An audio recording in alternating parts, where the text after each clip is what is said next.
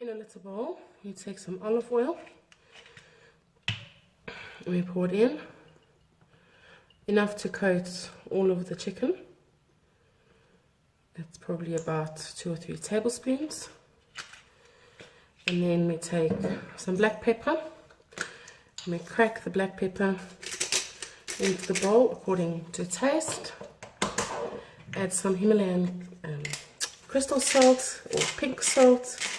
Add there again according to taste, and a little sprinkling of cumin pepper. Sorry, ground cumin. Once you have that, you give it a little whirl. Excuse the kiddie's fork here. Mix all nicely together.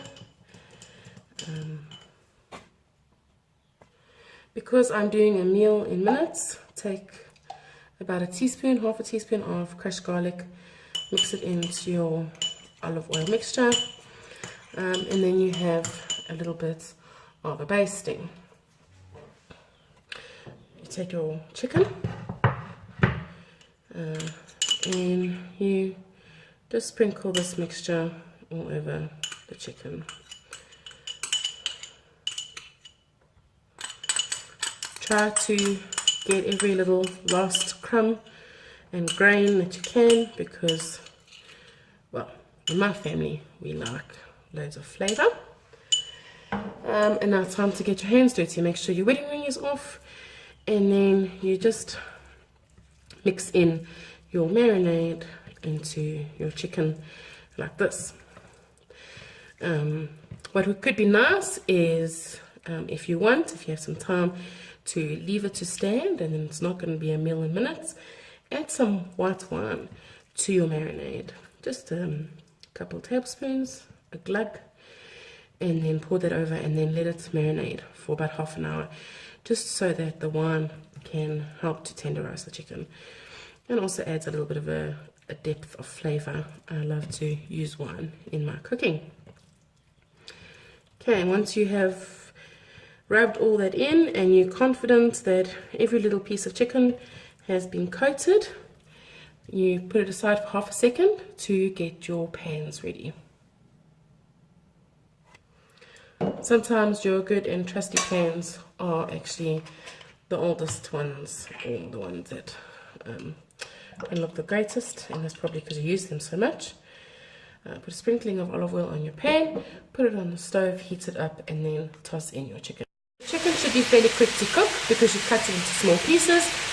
While you're waiting for it to cook, just check around your fridge and pantry, see what vegetables you've got lying around. No need to go do any special grocery shopping for this one. So today I have some butternuts, green pepper and onion, some spring onions, a couple cherry tomatoes, and some corn. Okay, so here is my chicken, fresh off the stove, still a little bit steaming. You can see that the color is beautiful golden brown, just the way I like it. This chicken has been cooked through. Because it's small pieces, it really doesn't take a long time. And also the simmering for a little bit helps with that, the constant temperature. Place your chicken pieces inside your pie pan. You can make it look pretty if you want, or if you are feeling a little bit lazy, just go ahead and toss it all in. There is no need when feeding your family to, well, if you have a 5-year-old and a 1-year-old like me, there is no need to go and make it all pretty. But I'm a firm believer that we eat with our eyes, as well as, you know, hands and mouths and all that stuff. Okay, so add in your chicken pieces. Try to evenly distribute it so that every slice has a good piece of chicken, and everyone gets a little bit of protein in their meal.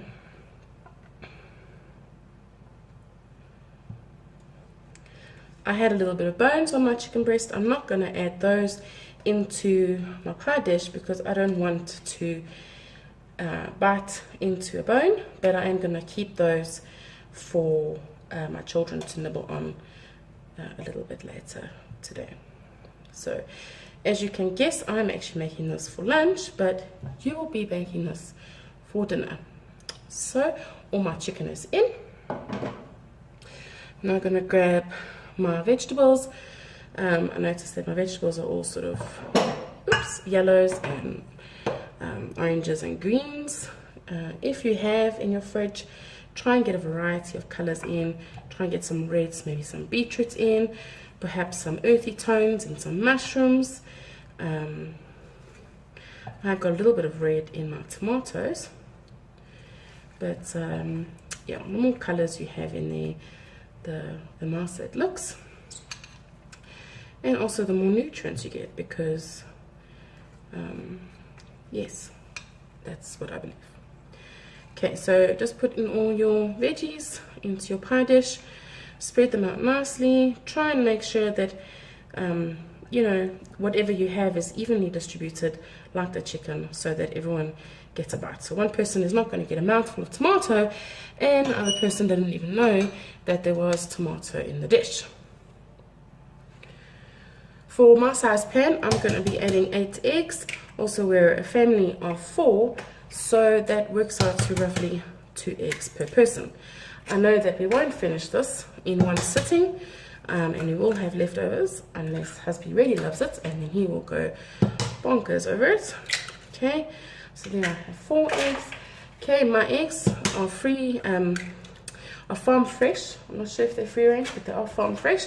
I get them from the local cheese factory store in Barton, which I love very much. This is egg number 7. And in number 8. So there's quite a lot of eggs, but you do need to cover all your chicken and all your vegetables. So that's why I add in so many eggs. Over here I have some buttermilk. You can use milk, but I like the thickness and the slightly tangy taste or tartish taste of buttermilk. Just a little dollop into your eggs. Go ahead, grab your whisk and whisk it all together, as you would make scrambled eggs, as you would make omelets. Go ahead and mix it all together. My jug is a little bit small for 8 eggs, so I'm just going to be doing this a bit slowly and cautiously so that I don't have raw egg all over my kitchen.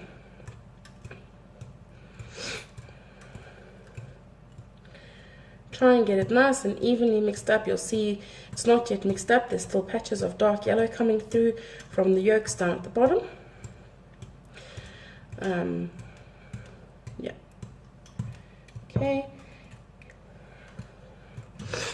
Crack in a little bit of salt. Salt is always good, especially in my family. Just mix it in a little bit.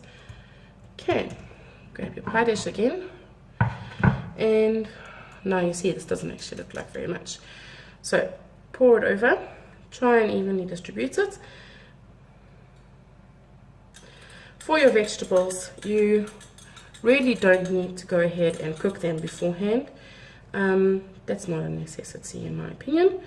So unless you like your butternut super soft and your onions with that nice sort of sweet caramelized flavor, go ahead and cook them before. But if we're doing a meal in minutes, and this will still taste very good, so don't worry about going ahead and doing all of that stuff. Okay, I want to add some feta. This is feta that I also got from the cheese factory shop in Barton. Do yourself a favor, go there, and if you have been there before, let me know what your experience was like. Okay, grab a wedge of feta.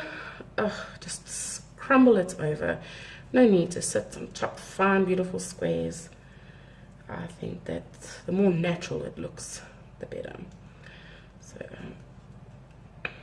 I'm actually going to add in 2 wedges, but you add according to your taste. But mine is going to have 2 wedges in it. There we go. I can't wait to eat this. It looks so delicious.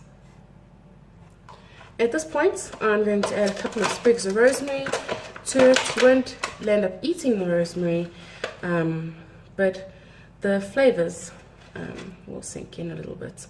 And I also think that that looks really beautiful. Okay, once you've got that done, toss it into the oven carefully. and bake for about 20 minutes until the egg is completely cooked through, and then bon appetit. So my frittata is done. Into the beautiful brown coloration. It's a little bit bouncy to touch, which means that it is cooked through. Okay, what I like to do when I have any sort of eggy dish is take some parmesan. This is from the Cheese Factory shop in Barton again. Okay, sprinkle some parmesan over. Adds a nice little bit of saltiness. You don't have to do this, but we like parmesan in this family. Okay, and then my absolute favorite is adding some chives. So parmesan and chives, in my opinion, always make eggs or any eggy dish taste a million times better. So I have this cool pair of herb scissors that I bought from Yappy Chef a couple years ago, and it just chops up my chives in no time at all. Okay, pull off the rosemary, and there you have it, my beautiful chicken and vegetable frittata. Enjoy.